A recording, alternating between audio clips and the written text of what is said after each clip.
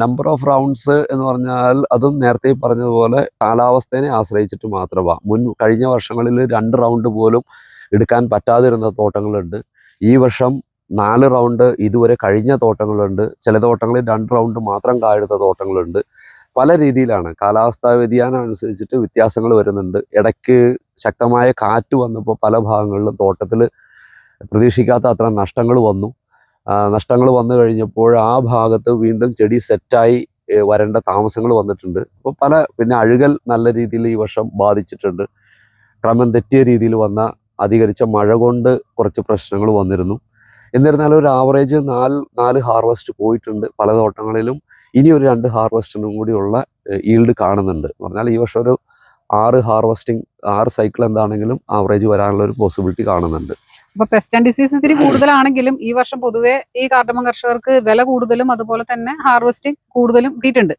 Pest and disease കൂടുതൽ എന്ന് പറയുന്നതിൻ്റെ ഒരു കാരണം ഒന്ന് ഇതിൻ്റെ ഹൈ പ്രൊഡക്ഷൻ കപ്പാസിറ്റിയാണ്. മുന്നുണ്ടായിരുന്ന വെറൈറ്റീനെ വെച്ചിട്ട് മുൻകാലങ്ങളിൽ ലഭിച്ചിരുന്ന വിളവ് വെച്ചിട്ട് ഇപ്പോൾ കിട്ടുന്ന ഉൽപ്പാദനം വളരെ കൂടിയ ഉൽപ്പാദനമാണ്. പിന്നെ അതുകൂടാതെ ഇതിനെ ഒരു ശാസ്ത്രീയമായ രീതിയിൽ സമീപിക്കുന്നതിൽ പല ഭാഗത്തും തെറ്റുകൾ പറ്റുന്നുണ്ട്. തെറ്റുകൾ പറ്റുന്നതിൻ്റെ ഒരു അടിസ്ഥാനം ഇതിൻ്റെ ന്യൂട്രീഷൻ ഡിമാൻഡ് കറക്റ്റ് മനസ്സിലാക്കിയിട്ട് അതിനെ പരിഹരിക്കാതെ എപ്പോഴും രോഗങ്ങൾക്ക് വേണ്ടുന്ന ചികിത്സാ രീതികൾ മാത്രമായിട്ട് ആൾക്കാർ നിന്നു പോവുക. ഇത്രയും പ്രൊഡക്ഷൻ ഉണ്ടാകണമെന്നുണ്ടെങ്കിൽ ഇതിന് വേണ്ടുന്ന ബേസിക് ഇൻഗ്രീഡിയൻസ് ആണ് കൊടുക്കേണ്ടത്. പ്രൊഡക്ഷന് വേണ്ടുന്ന ബേസിക് ന്യൂട്രിയൻസ് കൊടുക്കുക. ആ ന്യൂട്രിയൻസ് നല്ല രീതിയിൽ കിട്ടിക്കഴിഞ്ഞാലേ പ്ലാന്റ് ഹെൽത്തി ആവുള്ളൂ. പ്ലാന്റ് ഹെൽത്തി ആയിക്കഴിഞ്ഞാൽ നാച്ചുറലി പ്ലാന്റിന് വരുന്ന പെസ്റ്റ് ആൻഡ് ഡിസീസിനെ തന്നെ സെൽഫ് മെക്കാനിസത്തിൽ ഇതിന് കുറേ റെസിസ്റ്റ് ചെയ്യാൻ പറ്റും. നല്ലൊരു ശതമാനം, 100% ഒരിക്കലും പറ്റുകയില്ല. മനുഷ്യനെ പോലെ തന്നെ ഫുഡ് ഹാബിറ്റ് ബെറ്റർ ആണെങ്കിൽ ഹെൽത്ത് ബെറ്റർ ആയിരിക്കും. ഹെൽത്ത് ബെറ്റർ ആണെങ്കിൽ നമുക്ക് വരുന്ന അസുഖങ്ങളുടെ അളവ് ഒരു ജീവിത കാലയളവിൽ നമുക്ക് വരുന്ന നമ്മളെ ബാധിക്കുന്ന അസുഖങ്ങളുടെ എണ്ണത്തിൽ വളരെ കുറവുണ്ടാവും.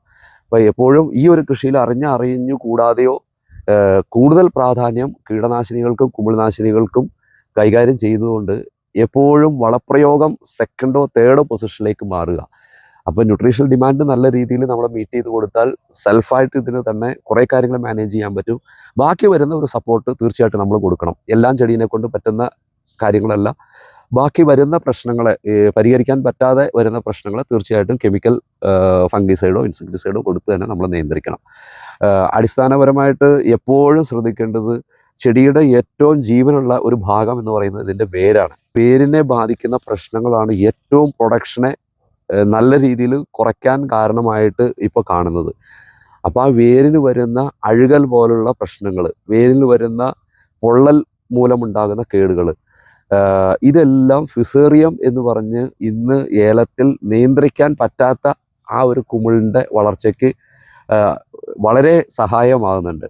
അപ്പോൾ എന്ത് തന്നെ കൊടുത്താലും ഫിസേറിയം എന്ന് പറയുന്നത് നമുക്ക് ക്യൂറബിൾ ആയിട്ടുള്ള ഒരു ഫംഗസ് അല്ല.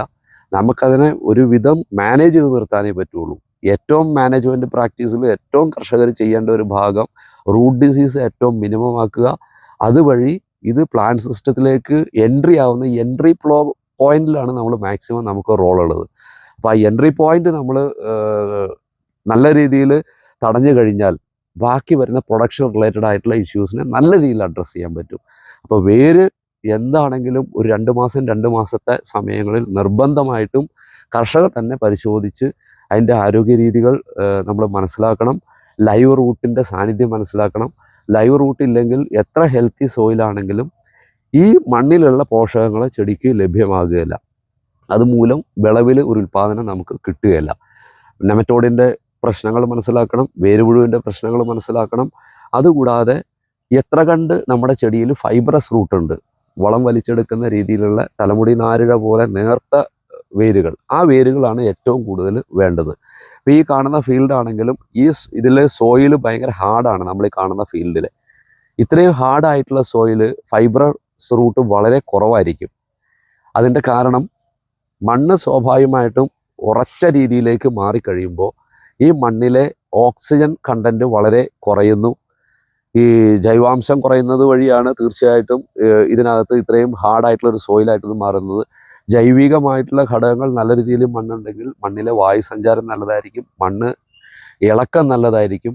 ഇളക്കമുള്ള മണ്ണിലും വായുസഞ്ചാരമുള്ള മണ്ണിലും ധാരാളം മൈക്രോബിയൽ ആക്ടിവിറ്റി, ഇനി എന്ത് തന്നെ മരുന്ന് ഉപയോഗിച്ചാലും എന്ത് തന്നെ വളങ്ങൾ കൊടുത്താലും നല്ല രീതിയിൽ മൈക്രോബിയൽ ആക്ടിവിറ്റി മണ്ണിൽ ഇല്ല എങ്കിൽ ഈ കൊടുക്കുന്ന വളങ്ങളൊന്നും കാര്യക്ഷമമായിട്ട് പ്രവർത്തിച്ച് ചെടിക്ക് അത് ലഭ്യമാകില്ല. അപ്പം മൈക്രോബ്സിനെ നമുക്ക് ഒഴിവാക്കാൻ പറ്റാത്ത അത്ര പ്രാധാന്യം ഏലത്തിൽ നിന്നല്ല ഏത് കൃഷിയിലും ഉണ്ട്, പ്രധാനമായിട്ട് ഏലകൃഷിയിൽ. കാരണം ഒരു ചെടി നട്ട് കഴിഞ്ഞാൽ കുറേ അധികം വർഷത്തേക്ക് നമ്മൾ ഉൽപാദനത്തിന് ഈ ചെടിയെ തന്നെ ആശ്രയിക്കുന്നത്.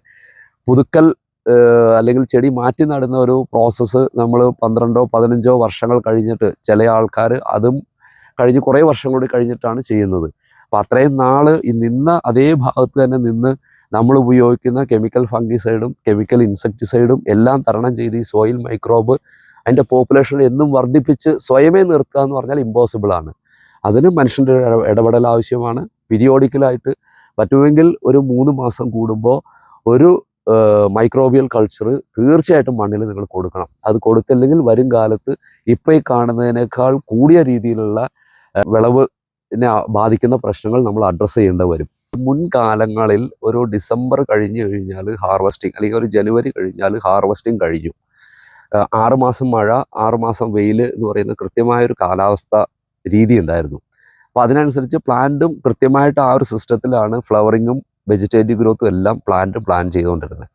ഇപ്പോൾ കാലം തെറ്റി വരുന്ന മഴയുള്ളത് കൊണ്ട് അങ്ങനത്തെ ഒരു കൃത്യമായ ദിവസങ്ങൾ പറയാൻ പറ്റുന്നില്ല.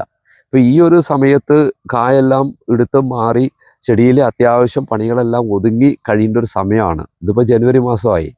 അപ്പോൾ ഈ കാലാവസ്ഥയിൽ വന്ന മാറ്റം കൊണ്ട് ഈ ചെടിയിൽ നോക്കിക്കഴിഞ്ഞാൽ എല്ലാ ഗ്രോ സ്റ്റേജും ഉണ്ട്. സാധാരണ ഈ ഫ്ലവറിങ് കഴിഞ്ഞു കഴിഞ്ഞാൽ അടുത്ത വർഷത്തെ ഈൽഡിന് വേണ്ടുന്ന പുതിയ തട്ടകൾ ഫോം ചെയ്യണം. ഇതേപോലെ വരുന്ന പുതിയ ടില്ലേഴ്സിൽ നിന്നാണ് നമുക്ക് അടുത്ത വർഷം പുതിയ പാനികൾ ഉണ്ടായിട്ട് അടുത്ത വർഷത്തെ ഈൽഡ് നമുക്ക് സെറ്റായി കിട്ടുക. നോർമലി ഈ മുൻ വർഷങ്ങളിൽ ഈ ഒരു സമയത്ത് പുതിയ ടില്ലേഴ്സ് ഫോം ചെയ്യാനുള്ള വളങ്ങളാണ് മാക്സിമം നമ്മൾ ചെയ്തുകൊണ്ടിരുന്നത്. ഈ വർഷം ഉള്ള കായിനെ പരിപോഷിപ്പിച്ചെടുക്കണം, അതേപോലെ ശരം വരുന്നതിനെ മാക്സിമം ലെങ്ത്തിലാക്കി എടുക്കണം, ഈ വരുന്ന തട്ടേനെയും കരുതിയിട്ട് നമ്മൾ വളപ്രയോഗം കൊടുക്കണം. അങ്ങനെ 3 സ്റ്റേജിൽ ഉള്ള കാര്യങ്ങൾ ഉള്ളത് കൊണ്ട് ആൾട്ടർനേറ്റീവായിട്ട് ഇതിനെ എല്ലാം മീറ്റ് ചെയ്യുന്ന ന്യൂട്രിയൻ ഡിമാൻഡ് ഉള്ള കാര്യങ്ങൾ ചെയ്തു കൊടുത്തേ നമുക്കിതിനെ നിലനിർത്തി പോകാൻ പറ്റുള്ളൂ. പ്രധാനമായിട്ടും ഈ ഒരു സമയത്ത് ഏറ്റവും ഫോക്കസ് ചെയ്യേണ്ടത് ഇതേപോലെ വരുന്ന പുതിയ ശരങ്ങൾ. ഇതാണ് നമുക്ക് അടുത്ത ഒരു ഇൻകം സോഴ്സ്. ഈ പുതിയ ശരങ്ങളിൽ ഇതേപോലെ ചൊറി കയറാതെയും ഇതിനെ ബോറർ അറ്റാക്ക് വഴി ഈ ലെങ്ത്തിൽ പോകുന്നത് കട്ടാകാതെയും, ബോറർ ഈ ഒരു ഭാഗത്താണ് ഏറ്റവും ജ്യൂസി ആയിട്ടുള്ള ഏറ്റവും സോഫ്റ്റ് ആയിട്ടുള്ള പാർട്ട് നോക്കിയിട്ടാണ് ബോറർ അറ്റാക്ക് ചെയ്യുക. അപ്പോൾ ഇവിടെ ഈ ബോറർ അറ്റാക്ക് ചെയ്തിട്ട് ഇവിടെ വെച്ചിട്ട് ഇത് ഡാമേജ് ആകുന്ന ഈ പ്രശ്നങ്ങളില്ലാതെ ഇതിനെ മെയിൻറ്റെയിൻ ചെയ്ത് മാക്സിമം ലെങ്ത്തിൽ എടുക്കുക എന്നുള്ളതാണ് ഈ ഒരു സമയത്തെ ഏറ്റവും വലിയൊരു ചലഞ്ച്. ഈ കാണുന്ന ഒരു പാട്, ഇതിൽ വരുന്ന ഈ ഒരു പാട്, ഇത് ഇങ്ങനെ വന്നിട്ട് ഈ പറയുന്ന ഇലയുടെ ഈ മിഡ് റിബിൽ, ഈ മെയിൻ വെയിലിൽ ഈ പറയുന്ന ഒരു കളർ ചേഞ്ച് നമുക്ക് കാണാൻ പറ്റും. ഇങ്ങനെ കളർ ചേഞ്ച് കഴിഞ്ഞാൽ ഓൾറെഡി പ്ലാന്റിൻ്റെ സിസ്റ്റത്തിൽ ഫിസേറിയ അഫക്റ്റഡ് ആണ്. നോർമലി ഗ്രീൻ ആണ് ലീഫിൻ്റെ ആ മെയിൻ വെയിൻ എന്ന് പറയുന്നത്. ഇതിനകത്തേക്കും അഫക്റ്റഡ് ആയിട്ടുണ്ട്, പക്ഷെ ആ ഒരു ഭാഗം വരെ ആ ഫിസേറിയത്തിൻ്റെ പ്രശ്നങ്ങൾ എത്തിയിട്ടില്ല. ഇതാണ് ത്രിപ്സിൻ്റെ ഒരു ഗ്രൂപ്പ് ഇരിക്കുന്നതാണ്. ഏറ്റവും കൂടുതൽ ത്രിപ്സ് മുട്ടയിടുന്ന ഒരു ഭാഗം ഇതാണ്. അപ്പോൾ എപ്പോഴും ഈ ത്രിപ്സിന് മരുന്നടിക്കുന്ന സമയത്ത് കവാത്ത് എന്നാണ് ഇതിൻ്റെ ക്ലീൻ ചെയ്യുന്ന പ്രോസസ്സിൽ പറയുക. ത്രിപ്സിന് മരുന്നടിക്കുന്ന സമയത്ത് ക്ലിയർ ചെയ്ത് അടിച്ചില്ല എങ്കിൽ ഈ ഇരിക്കുന്ന പോലെ ഇതെല്ലാം നമുക്ക് ഡാമേജ് ഉണ്ടാക്കുന്ന, ചൊറി ഉണ്ടാക്കുന്ന സ്റ്റേജിലുള്ള ത്രിപ്സാണ്. അതിന് അഡൾട്ടും ഇവിടെയുണ്ട്, അതിൻ്റെ ഉള്ളിലും ഒരു അഡൾട്ടിനെ നമുക്ക് കാണാൻ പറ്റും. അപ്പോൾ മാക്സിമം ഈ പോള പൊളിച്ച് കളഞ്ഞ് പ്ലാന്റ് ക്ലിയർ ചെയ്യാതെ നമ്മൾ മരുന്ന് അടിച്ചു കഴിഞ്ഞാൽ ഒരിക്കലും ഇതിരിക്കുന്ന ഭാഗത്തേക്ക് മരുന്ന് എത്തിപ്പെടുകയോ ഇതിനെ നശിപ്പിക്കാനോ നമുക്ക് പറ്റുകയില്ല. ഇതും ഫുസേറിയത്തിൻ്റെ ഒരു ആഫ്റ്റർ എഫക്റ്റ് ആണ്. ന്യൂട്രിയൻറ്റ് കറക്റ്റ് അല്ലാതെ വരുന്നതുകൊണ്ടും ഉള്ള ഒരു പ്രശ്നമാണ് ഈ പോള പൊളിച്ചിൽ. വീണ്ടും അലൈൻഡ് ആയിട്ടാണ് വരിക. ഇവിടെ ഫിസേറിയം അഫക്റ്റഡ് ആയിട്ട് വന്നൊരു ഭാഗമാണ്. ഇതിനകത്തെല്ലാം കളർ മാറിയിട്ടുണ്ട്. ഇത് ഫിസേറിയത്തിൻ്റെതായ ഒരു പ്രശ്നം കൊണ്ട് വരുന്ന പോള പൊളിച്ചിലാണ്. ഇതേപോലെ പോള പൊഴിയും. ഇത് ന്യൂട്രിയൻ പ്രോബ്ലം കൊണ്ട് വരുന്ന പോള പൊളിച്ചിലാണ്. ഫിസേറിയം ഉണ്ട്, അതിന്റെ കൂടെ ന്യൂട്രിയൻ ഇഷ്യൂ ഉണ്ട്. ഈ ന്യൂട്രിയൻ ഇഷ്യൂ എന്ന് പറയുമ്പോൾ മഗ്നീഷ്യം ആണ്. മഗ്നീഷ്യത്തിന്റെ ഒരു ഡെഫിഷ്യൻസിയിലാണ് അത് സ്റ്റാർട്ട് ചെയ്യുക. മഗ്നീഷ്യത്തിന്റെ ഡെഫിഷ്യൻസിയിൽ സ്റ്റാർട്ട് ചെയ്തിട്ട് അവസാനം അത് ഫോസ്ഫറസ് ഡെഫിഷ്യൻസിയിലേക്ക് ആണ് അതിനെ കൊണ്ടുപോയി ചെന്നെത്തിക്കുക. അപ്പോൾ സപ്പോർട്ടീവായിട്ട് മഗ്നീഷ്യം ചെടിക്ക് കൊടുക്കണം, മഗ്നീഷ്യം കൊടുക്കുക, ഫോസ്ഫറസ് കൊടുക്കുക, അതുകൂടാതെ കാൽഷ്യം കൊടുക്കണം. ഇത് ഫിസേറിയത്തിന്റെ പുറത്ത് കാണാൻ പറ്റുന്ന ആ സ്പോർ നിൽക്കുന്ന ഭാഗമാണിത്.